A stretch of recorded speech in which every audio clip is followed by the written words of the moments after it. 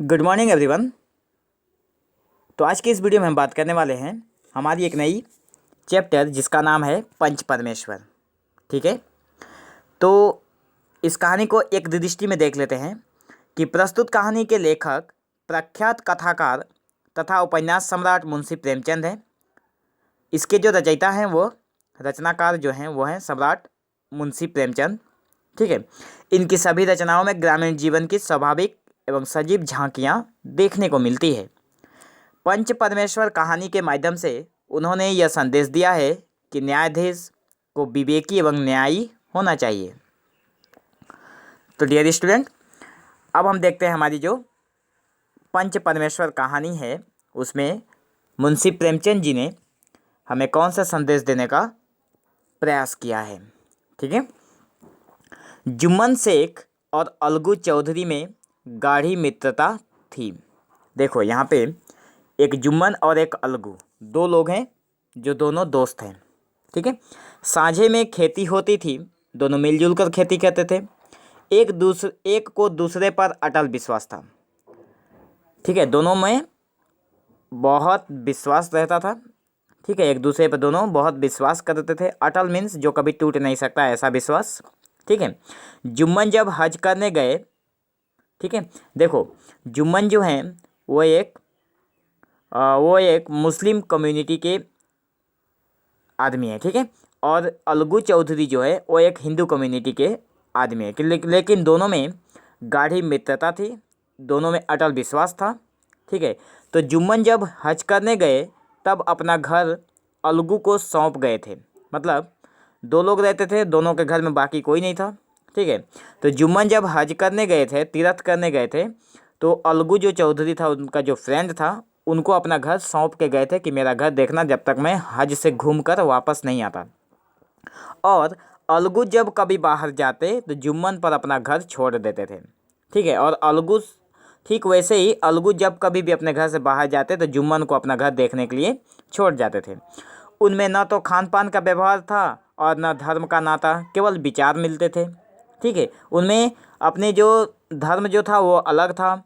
ठीक है, खान पान जो था बिल्कुल अलग था, केवल उन दोनों के विचार मिलते थे। मित्रता का मूल मंत्र भी यही था। ठीक है, जुम्मन शेख की एक बूढ़ी मौसी थी। देखना यहाँ से ध्यान से। ठीक है, यहाँ पे एक बूढ़ी मौसी है। ठीक है, लेकिन वो किसकी है? जुम्मन शेख की है। तो जुम्मन शेख की एक बूढ़ी मौसी थी, उसके पास कुछ थोड़ी सी मिल्कियत थी, परंतु उसके निकट संबंधियों में कोई ना था। देखो यहाँ पे जुम्मन शेख जो हैं उनकी जो मौसी हैं, ठीक है, उनके पास थोड़ी सी मिल्कियत थी, मतलब थोड़े धन इकट्ठा करके उनकी मौसी ने रखा था। ठीक है, परंतु उसके निकट संबंधियों में कोई ना था। लेकिन वो जो मौसी थी उनका और कोई ना था, सिर्फ मौसी ही थी। जुम्मन ने लंबे चौड़े वादे करके वो मिल्कियत अपने नाम लिखवा ली थी। जब तक दान पत्र की कोई रजिस्ट्री न हुई थी तब तक मौसी का खूब आदर सत्कार किया गया। देखो ये जो जुम्मन की मौसी की जो मिल्कियत थी, जुम्मन ने अपनी मौसी का जब तक वो मिल्कियत मतलब जो भी धन संपत्ति था उसको अपने नाम पे जब तक नहीं करवाया था, तब तक अपने नाम पर जब तक उसने रजिस्ट्री नहीं की थी तब तक मौसी का बहुत ध्यान रखा था। ठीक है, खूब आदर सत्कार किया।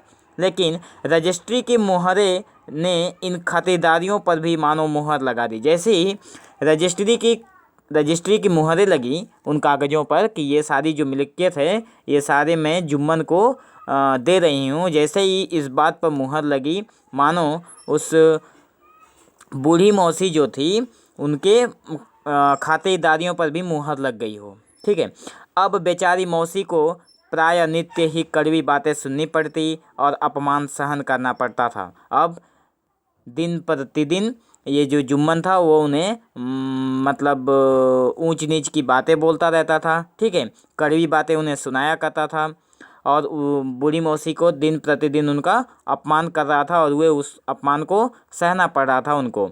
कुछ दिन उसने सुना और सहा, पर जब न सह गया तो जुम्मन से अलग रहने के लिए गुजारे की मांग की। कुछ दिन तक उन्होंने ये सारी जो भी समस्याएं थी उनको सहा, जितने भी अपमान हुए अपमान हो गया। लेकिन जब वो ना सह पाई तो उन्होंने जुम्मन से कहा कि हमें अलग रहने के लिए जगह दे दी जाए। जुम्मन ने धृष्टता के साथ उत्तर दिया, रुपये क्या यहाँ फलते हैं। देखो यहाँ पे जुम्मन ने उनकी सारी जो संपत्ति थी वो अपने नाम करवा ली है। जब जुम्मन उनका अपमान कर रहा था तो वो अपमान को नहीं सह पाए, तो उन्होंने जुम्मन से कहा कि मुझे अलग रहने के लिए जगह की मांग कर रही थी। तो जुम्मन ने उनके साथ अब धृष्टता के साथ उत्तर दिया कि रुपये क्या यहाँ फलते हैं, कि यहाँ मैं रुपये आपके लिए कहाँ से लाऊं और कहाँ से आपके लिए घर बनवाऊं जो आप ऐसी बातें बोल रही हो। खाला ने नम्रता से कहा, मुझे भी कुछ रूखा सूखा चाहिए कि नहीं। अब यहाँ पे खाला भी, वो खाला मतलब बूढ़ी मौसी जो थी वही बोल रही थी कि मुझे भी कुछ खाने पीने के लिए रूखा सूखा चाहिए कि नहीं, बताओ तुम्हें। जुम्मन ने गंभीर स्वर में जवाब दिया, तो कोई यह थोड़े ही समझा था कि तुम मौत से लड़कर आई हो। अब यहाँ पे जुम्मन बोल रहा है कि कोई ये सबसे पहले इस समय कोई ऐसे, मतलब जुम्मन बोल रहा है कि हम लोग थोड़े ही पहले से जानते हैं कि कोई यहाँ से मौत से लड़ कर आया है जिसको खाने की ज़रूरत नहीं पड़ती। मौसी बिगड़ गई और उसने मामला पंचायत में पेश करने की धमकी दी। अब यहाँ पे देखो मौसी जो है वो जुम्मन को पंचायत में मामला पेश करने की धमकी दे रही हैं। बोल रही हैं कि अगर तुम फैसला नहीं करोगे तो मैं पंचायत में इसकी पेश करूँगी। जुम्मन हंसे।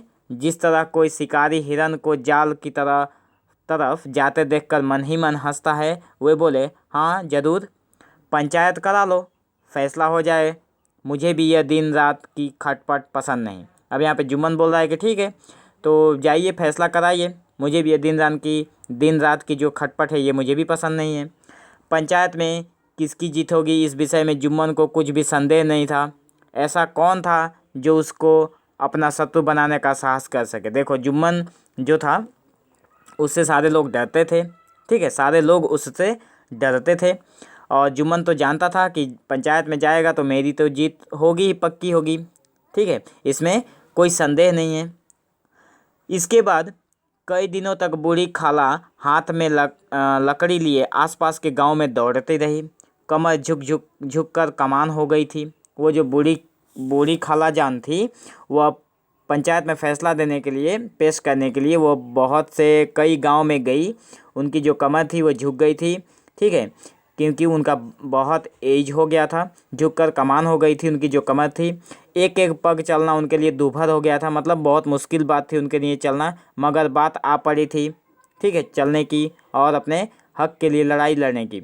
उसका निर्णय ज़रूरी था। संध्या समय एक पेड़ के नीचे पंचायत बैठी। एक दिन संध्या समय पेड़ के नीचे पंचायत बैठी। जुम्मन शेख ने पहले से ही सारा प्रबंध कर रखा था। 5 लोग बैठ गए तो बूढ़ी खाला ने उनसे विनती की, पंचों आज 3 साल हुए। देखो यहाँ पे बूढ़ी जो खाला जान है वो बोल रही हैं कि हे पंचों, आज 3 साल हुए मैंने अपनी सारी जायदाद अपने भांजे जुम्मन के नाम लिख दी थी। इसे आप लोग जानते ही होंगे। जुम्मन ने मुझे दिन भर रोटी कपड़ा देना कबूल किया था। साल भर तो मैंने रो धोकर काटा, पर अब दिन रात का रोना नहीं सहा जाता। मुझे न भर पेट रोटी मिलती है और न तन को कपड़ा। बेबस बेवा हूँ, कचहरी दरबार नहीं कर सकती। तुम्हारे सिवा और किससे अपना दुख सुनाऊं। तुम लोग जो राह निकाल दो उसी पर चलूं। मैं पंचों का हुक्म सिर माथे चढ़ाऊंगी। यहाँ तक बूढ़ी खाला जान ने अपनी बातें कह दी थी। सरपंच किसे बनाया जाए, इस प्रश्न को लेकर जुम्मन शेख और खाला जान में कुछ कहा सुनी हो गई।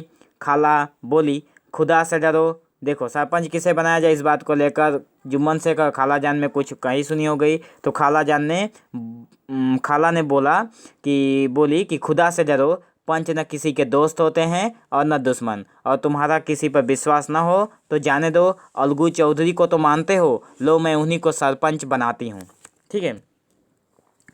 तो आज का जो हमारा वीडियो है, ठीक है, आज हम लोग इस वीडियो को यहीं पे रोकते हैं और इसके बाद हम लोग इसके नेक्स्ट पार्ट को नेक्स्ट वीडियो में देखेंगे, ठीक है।